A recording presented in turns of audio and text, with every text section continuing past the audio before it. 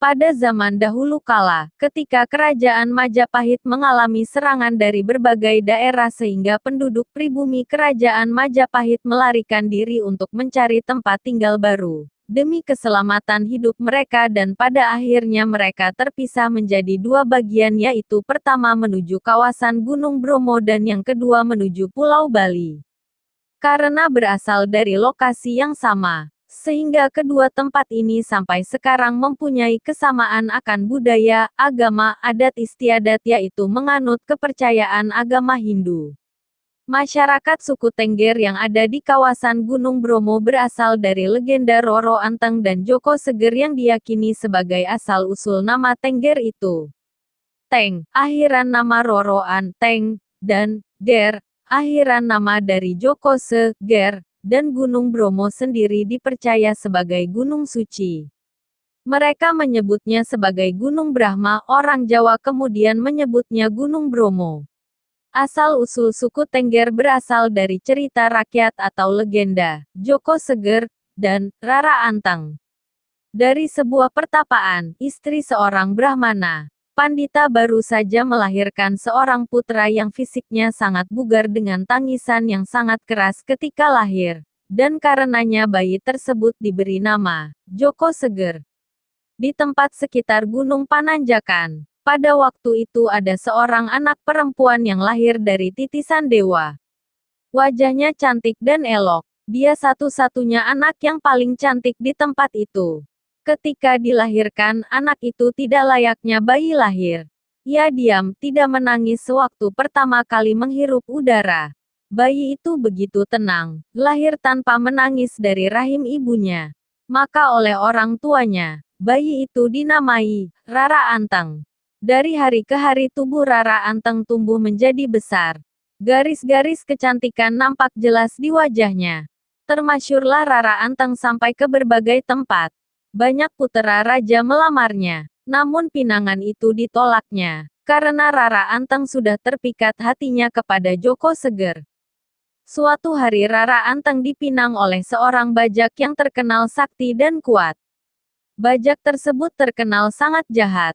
Rara Anteng yang terkenal halus perasaannya tidak berani menolak begitu saja kepada pelamar yang sakti.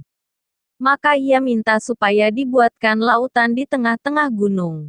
Dengan permintaan yang aneh, dianggapnya pelamar sakti itu tidak akan memenuhi permintaannya. Lautan yang diminta itu harus dibuat dalam waktu 1 malam, yaitu diawali saat matahari terbenam hingga selesai ketika matahari terbit. Disanggupinya permintaan Rara Anteng tersebut. Pelamar sakti tadi memulai mengerjakan lautan dengan alat sebuah tempurung, batok kelapa, dan pekerjaan itu hampir selesai. Melihat kenyataan demikian, hati Rara Anteng mulai gelisah. Bagaimana cara menggagalkan lautan yang sedang dikerjakan oleh bajak itu? Rara Anteng merenungi nasibnya. Ia tidak bisa hidup bersuamikan orang yang tidak ia cintai. Kemudian ia berusaha menenangkan dirinya. Tiba-tiba timbul niat untuk menggagalkan pekerjaan bajak itu. Rara Anteng mulai menumbuk padi di tengah malam. Pelan-pelan suara tumbukan dan gesekan alu membangunkan ayam-ayam yang sedang tidur. Koko ayam pun mulai bersahutan, seolah-olah fajar telah tiba. Tetapi penduduk belum mulai dengan kegiatan pagi. Bajak mendengar ayam-ayam berkokok, tetapi benang putih di sebelah timur belum juga nampak. Berarti fajar datang sebelum waktunya. Sesudah itu dia merenungi nasib sialnya. Rasa kesal dan marah dicampur emosi dan pada akhirnya tempurung, batok kelapa, yang dipakai sebagai alat mengeruk pasir itu dilemparkannya dan jatuh tertelungkup di samping Gunung Bromo dan berubah menjadi sebuah gunung yang sampai sekarang dinamakan Gunung Batok. Dengan kegagalan bajak membuat lautan di tengah-tengah Gunung Bromo, sukacitalah hati Rara Anteng. Ia melanjutkan hubungan dengan kekasihnya, Joko Seger. Kemudian hari Rara Anteng dan Joko Seger menjadi pasangan suami istri yang bahagia, karena keduanya saling mengasihi dan mencintai. Pasangan Rara Anteng dan Jaka Seger membangun pemukiman dan kemudian memerintah di kawasan Tengger dengan sebutan Purbowasesa Mangkurat ing Tengger, maksudnya, penguasa Tengger yang budiman. Nama Tengger diambil dari akhir suku kata nama Rara Anteng dan Jaka Seger. Kata Tengger berarti juga tenggering budi luhur atau pengenalan moral tinggi, simbol perdamaian abadi. Dari waktu ke waktu masyarakat Tengger hidup makmur dan damai. Namun sang penguasa tidaklah merasa bahagia. Karena setelah beberapa lama pasangan Rara Anteng dan Jaka Tengger berumah tangga belum juga dikaruniai keturunan.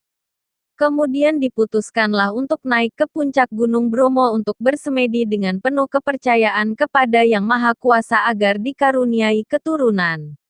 Tiba-tiba ada suara gaib yang mengatakan bahwa semedi mereka akan terkabul namun dengan syarat bila telah mendapatkan keturunan, anak yang bungsu harus dikorbankan ke kawah Gunung Bromo. Pasangan Roro Anteng dan Jaka Seger menyanggupinya dan kemudian didapatkannya 25 orang putra-putri. Namun naluri orang tua, tetaplah tidak tega bila kehilangan putra-putrinya.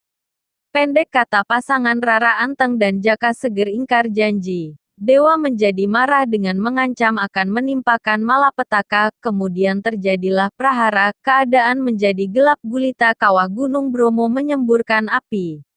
Kusuma anak bungsunya lenyap dari pandangan terjilat api dan masuk ke kawah Bromo. Bersamaan hilangnya Kesuma terdengarlah suara gaib. Saudara-saudaraku yang kucintai, aku telah dikorbankan oleh orang tua kita dan Hyang Widi menyelamatkan kalian semua. Hiduplah damai dan tenteram, sembahlah Hyang Widi. Aku ingatkan agar kalian setiap bulan Kasada pada hari ke-14 mengadakan sesaji yang berupa hasil bumi dan dipersembahkan kepada Hyang Widiasa di kawah Gunung Bromo. Sampai sekarang kebiasaan ini diikuti secara turun-temurun oleh masyarakat Tengger dan setiap tahun diadakan upacara Kasada di Poten Lautan Pasir dan kawah Gunung Bromo.